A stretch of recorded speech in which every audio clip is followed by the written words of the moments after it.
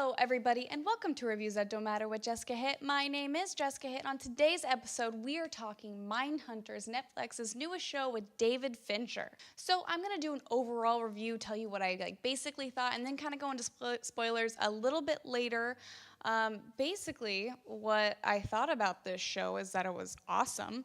It is, especially if you're into true crime or like serial killers and really dark things like that really you shouldn't be interested in, but really are just fascinated by, you'll love this show.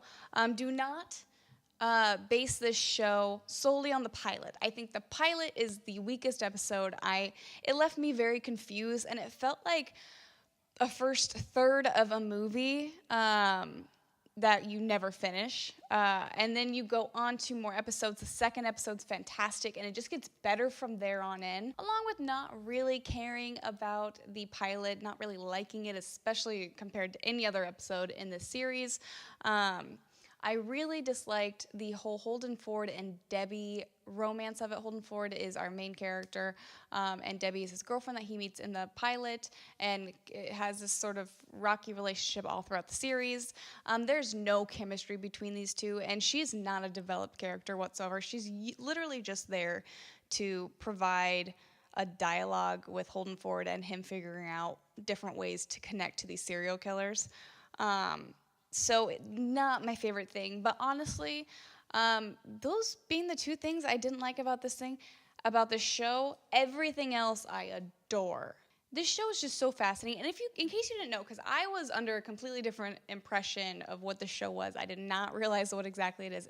It's about the FBI setting up their profiling unit where they kind of profile serial killers. It's them discovering what a serial killer is, naming it, because they call it sequence killer at the beginning, and then it sort of comes to its own and becomes a serial killer later. And this is a little bit after the Manson murders had happened, and there's a couple of different people in jail recently, but there was no name for it. It wasn't a thing, and people were afraid to talk about this type of thing, about how people could just like naturally be this evil, or trying to delve into their brain a little bit more, because they didn't quite see the point of it until some people decided that they should, and that maybe it could lead to possibly preventing these types of things from happening.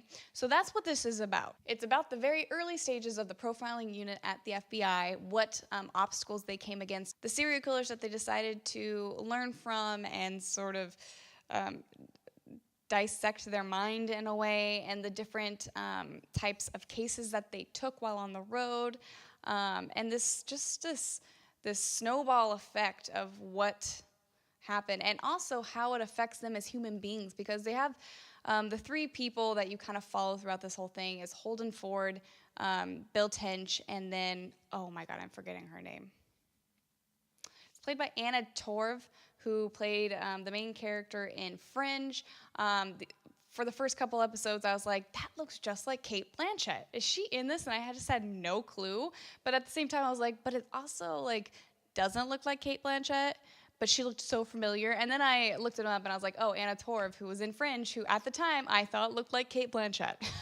Also, one thing I will say is this show is just like, it really freaked me out. Like, I don't get scared of a lot of things. I don't watch a lot of horror movies because I don't really, it's not really my thing. I watched it, and I didn't think it was scary at all. I thought it was a great movie. I really loved it, but it wasn't scary to me. This show was scary to me because it dealt with real-life humans who you had to sit through and watch them explain why and how they murdered these people. And just, like, the idea that really it can come down to just one thing and just being dead is insane. And I'll tell you what, when I was walking my dog alone at night, I was a little jumpy. I've never been more like paranoid in my life about that, and I'm now finally calming down. It's been a week since I finished it, so I'm kind of back to normal, but it's still a little freaky to think about all of these things. These are real people that did real things. Like, the people that died actually died. These serial killers that they interview are serial killers that you can see videotapes of. And it's none more apparent than Ed Kemper, who we see in the second episode. And this is kind of where we get into spoiler territory, so if you've not seen the show yet, please turn off now, go watch it, and then continue this, because I want them views. Anyway, Ed Kemper he was known as the co-ed killer. Killed like 8 women or something like that, or maybe a little bit less, and basically like cut off their heads and then had sex with the heads and stuff like that. So really dark.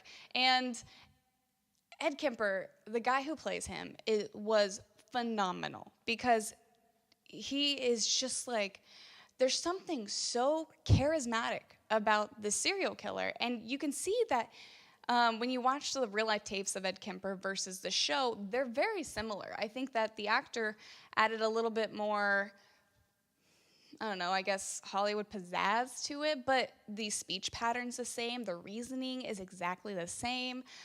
This sort of calm, slow talking to where he just sucks you in a little bit, and you can't help but kind of be like, well, he's not that bad, but he's really that bad. Like, you're just like, I don't know why I'm enjoying this so much.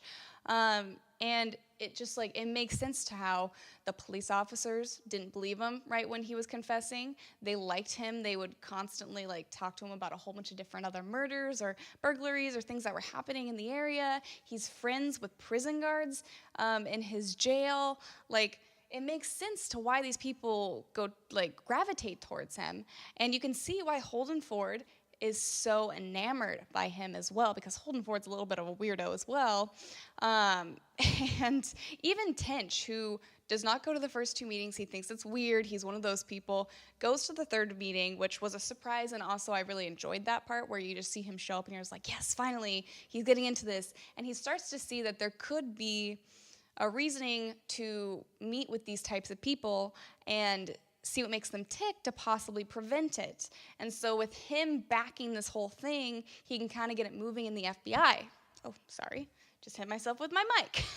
Got way too into this. And it's apparent from the beginning that Bill Tench is just disgusted by this. Like, it makes him want to puke talking to these people, whereas Ford is very like, it's almost like he enjoys talking to these people, I think. And he's also the one that's hiding it more about, he doesn't like to show that this is also affecting him. And I don't think he even realizes it's affecting him until the final episode when he has that freak out with Ed Kemper, which I thought was so well done, to where he finally it all was on him. And these people that, seem friendly-ish to him, especially Ed Kemper, who, considered Ford a friend.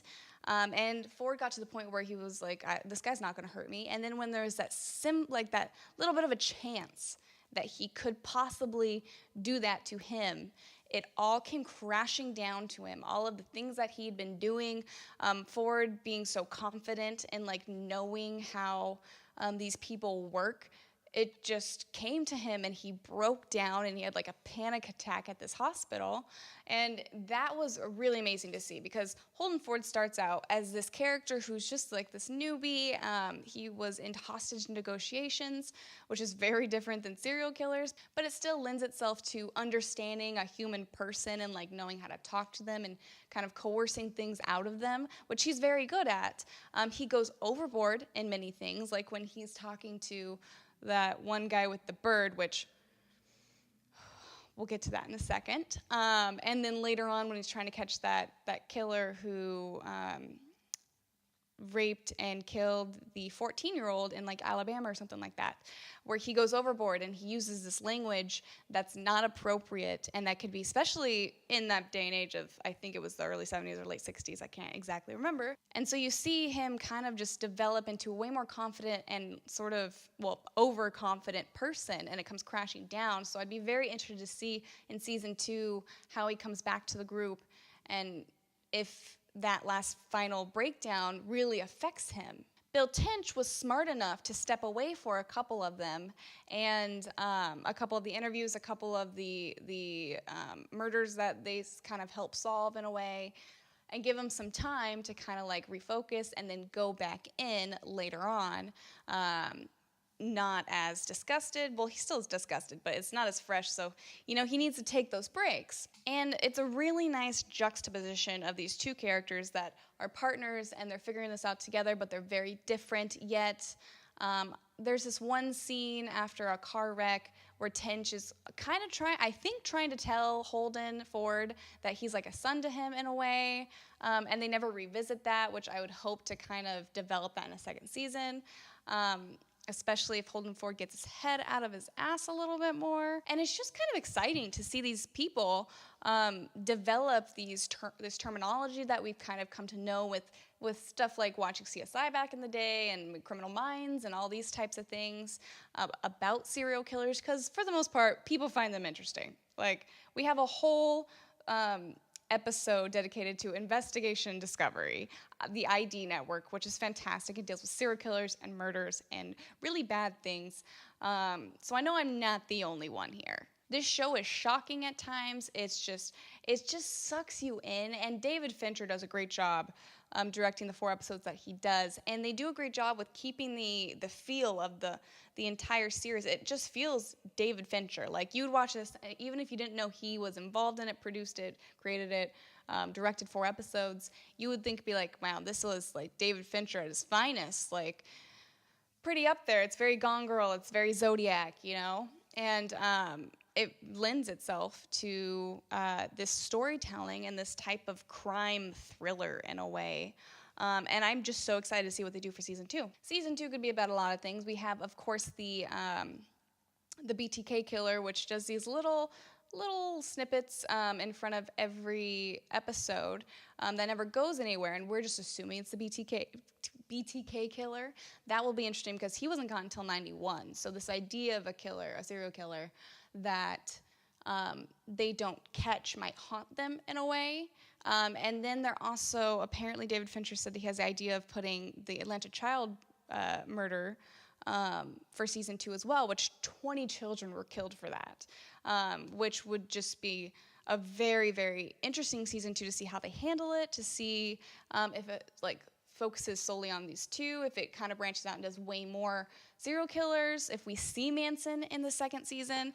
I'm not sure if we will. I haven't done any reading up on if they ever ended up talking to him. I mean, overall, I am just so excited for season 2. I think it's going to be a long wait for it, though. I think it's going to be longer than the Stranger Things wait, which we are getting on Friday, so yay.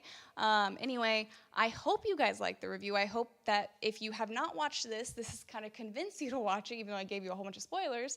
Not too many, though, And if you have watched it, I hope you enjoyed this, because I enjoyed talking about this, and I enjoyed watching this show. So give it a thumbs up, comment down below what your thoughts of it. Also subscribe. I make videos Monday through Friday. Sometimes I miss a day. I get tired here. I work a lot. But I hope that you guys do subscribe, because I need the subscribers. Okay, bye.